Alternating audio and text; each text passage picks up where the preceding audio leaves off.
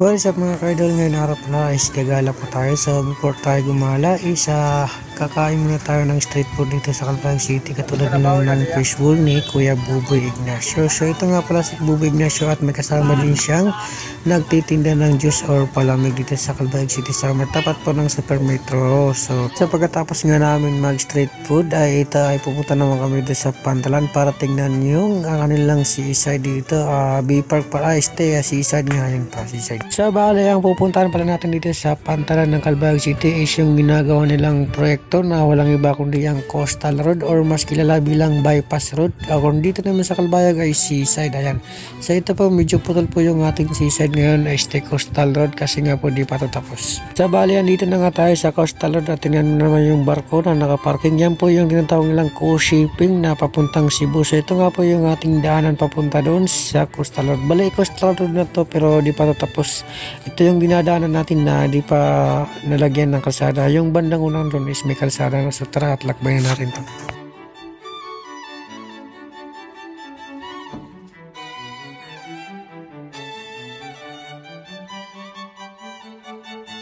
Kaya bali, nakarating na nga tayo dito sa Coastal Road at ito na nga po yung sinasabi ko sa bandang unahan na is meron pong kalsada at dito po sa Coastal Road marami po tayong makikita mga taong nagpapahangin, nag-unwind or nagja-jogging man lang or nag-jamming dito kasama yung mga tropa at saka iba-iba pang mga gimmick dito. So meron ding nakikita natin dito na magjowa, nagdi-date at saka mga motorista, pinaparking nila yung mga motor nila kasi nga napakasarap talaga ng tanawin dito at langap na langap mo talaga yung simoy ng hangin na naggagaling sa karagatan. So ito nga po mga kaidolo is meron po tayo dito madadaanan ng mga tao. Ayan po isa nagdi-date, nagtitingin-tingin or yung iba dyan is nakatambay lang kasi nga napakaganda talaga dito guys.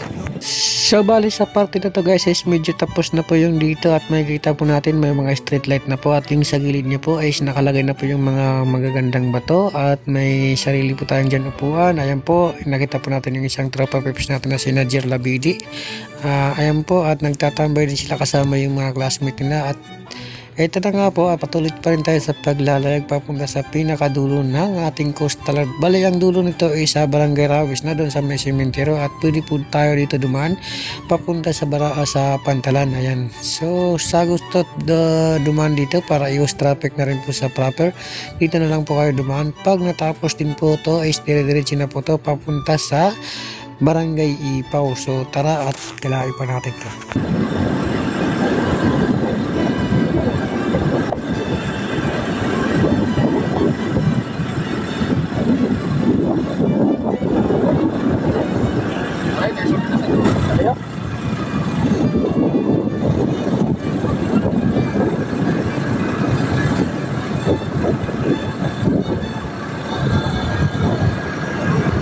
At dito mga kaidolo, isinabutan po tayo ng dilim at ito na nga po at isa-isa na po nagsiilawan yung ating street light dito sa Coastal Road na mas kilala bilang Bypass Road. So ito po sa gitna ng kalsada is may makikita po tayong nagsisiilawan po. Yan po, iwan kong tawag dyan.